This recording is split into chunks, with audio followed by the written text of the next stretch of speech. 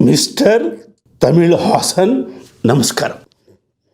ನೀವು ಮಿಸ್ಟರ್ ತಮಿಳು ಹಾಸನ್ ಅಂತ ಹೆಸರು ಬದಲಾಯಿಸ್ಕೊಳ್ಳಿ ಅಂತ ಹೇಳಿ ಸಾರ್ ಅಂತ ನಮ್ಮ ಮ್ಯೂಸಿಕ್ ಸ್ಕೂಲ್ ಸ್ಟೂಡೆಂಟ್ಸು ನಿಮಗೆ ರಿಕ್ವೆಸ್ಟ್ ಮಾಡಿದ್ದಾರೆ. ಮಿಸ್ಟರ್ ತಮಿಳು ಹಾಸನ್ ನೋಡಿ, ಮಾತು ಮನೆ ಕೆಡಿಸ್ತು, ತೂತು ಒಲೆ ಕೆಡಿಸ್ತು ಅಂತ ನಮ್ಮ ಕಡೆ ಒಂದು ಗಾದೆ ಇದೆ. ಮಾತು ಎಷ್ಟು ತೊಂದರೆ ಕೊಡುತ್ತೆ ನೋಡಿ. ಚೆನ್ನೈನ CM ಸ್ಟಾಲಿನ್ ಅವರು ಇಡೀ ದಕ್ಷಿಣ ಭಾರತವನ್ನು ಒಂದುಗೂಡಿಸ್ಬೇಕು ಅನ್ನುವ ಆಸೆಯನ್ನು ವ್ಯಕ್ತಪಡಿಸ್ತಾ ಇದ್ದಾರೆ, ಕನಸು ಕಟ್ತಿದ್ದಾರೆ. ತೆಂಕಣವನ್ನು ಕಟ್ಟಬೇಕು ಅನ್ನೋದು ಅವರ ಕನಸು. ಅವ್ರ ಕನಸಿಗೆ ನಿಮ್ಮ ಮಾತು ಸಹಾಯ ಮಾಡಬೇಕು.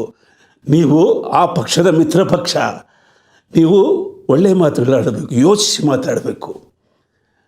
ನೋಡಿ, ನಾವು ಕನ್ನಡಿಗರು ಭಾಷಾ ಪ್ರಿಯರು, ಭಾಷಾಂಧತೆ ನಮಗಿಲ್ಲ.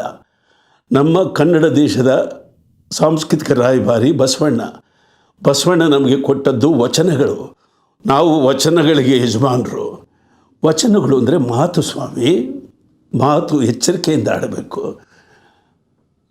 ತಮಿಳಿಗೆ ಲಿಪಿಯನ್ನು ಕೊಟ್ಟಿದ್ದು ಕನ್ನಡ ಭಾಷೆ ಅಂತ ವಿದ್ವಾಂಸರು ಹೇಳ್ತಾರೆ. ಅದರ ಬಗ್ಗೆ ಸ್ವಲ್ಪ ವಿಚಾರಿಸಿ ನೋಡಿ. ನಾವು ಕಲಾವಿದರು, ತೆಂಕಣವನ್ನು ಕಟ್ಟುವ ಕನಸನ್ನು ಹೊತ್ತವರು, ಎಲ್ಲರೂ ಒಟ್ಟಾಗಿ ಬದುಕಬೇಕು ಅಂತ ಆಸೆ ಪಡುವ ಭಾರತೀಯರು.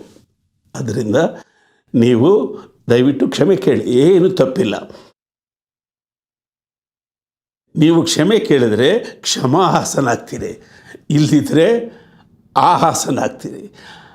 ಆ ಹಾಸನಲ್ಲಿ ಮತಾಂಧತೆ, ಭಾಷಾಂಧತೆ ಅನ್ನುವ ಕೊಳಕು ಬೀಜಗಳಿರುವ ಅನುಮಾನ ಇದೆ.